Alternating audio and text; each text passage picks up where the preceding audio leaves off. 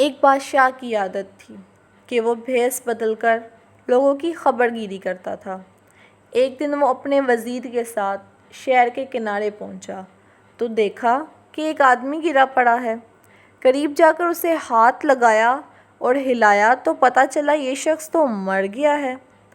افسوس کی بات تو یہ تھی کہ لوگ وہاں سے گزر رہے تھے لیکن اس کی لاش کو کوئی اٹھانا گوارا نہیں کر رہا تھا۔ بادشاہ نے لوگوں کو آواز دی۔ رات کا وقت تھا تو کوئی بھی بادشاہ کو پہچان نہ سکا۔ بادشاہ نے آواز دی، لوگوں اس کو کیوں نہیں اٹھاتے؟ یہ بیچارہ تو مر چکا ہے۔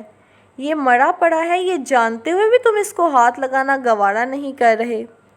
لوگوں نے کہا یہ بڑا ہی گنہگار شخص تھا، بدکار تھا، سیاہکار تھا، خطا کار تھا، اس لیے ہم اسے نہیں اٹھا رہے۔ خیر، بادشاہ اور وزیر نے یہ لاش اٹھائی اور اس کے گھر لے گئے۔ بیوی نے جیسے ہی خاوند کی لاش دیکھی تو خون کے آنسو رونے لگی، رو رو کر کہنے لگی، ہائے، میں گواہی دیتی ہوں، میرا خاوند اللہ کا ولی تھا، اللہ کا محبوب تھا۔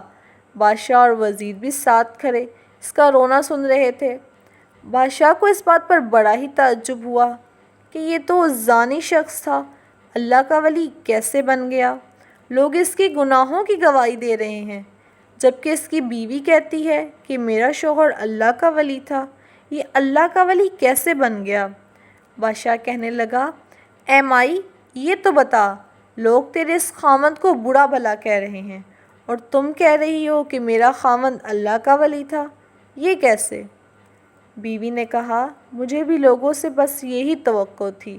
بھائیوں، دراصل حقیقت یہ ہے کہ میرا خاوند روز شراب خانے جا کر شراب خریدتا اور گھر آ کر اسے ایک گڑھے میں بہا دیتا اور ساتھ میں کہتا کہ چلو کچھ تو گناہوں کا بوجھ مسلمانوں سے ہلکا ہو گیا۔ وہ پیتا نہیں تھا، وہاں سے شراب لا کر گڑھے میں بہا دیتا تھا اور کہتا، جو شراب میں نے خرید کر گڑھے میں ڈال دی، اگر یہ شراب کوئی اور لے جاتا تو ساری رات گناہوں میں گزارتا۔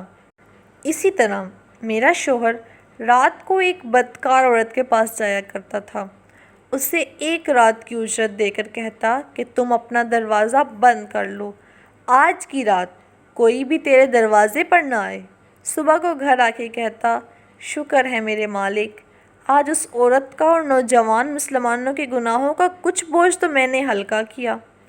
لوگ میرے شوہر کو ان جگہوں پر آتا جاتا دیکھتے تو برا بھلا کہتے تھے۔ میں شوہر کو کہتی کہ تو یہ نیکیاں تو کر رہا ہے لیکن جب تو مرے گا تو کوئی بھی تجھے غسل دینے کو آمادہ نہیں ہوگا۔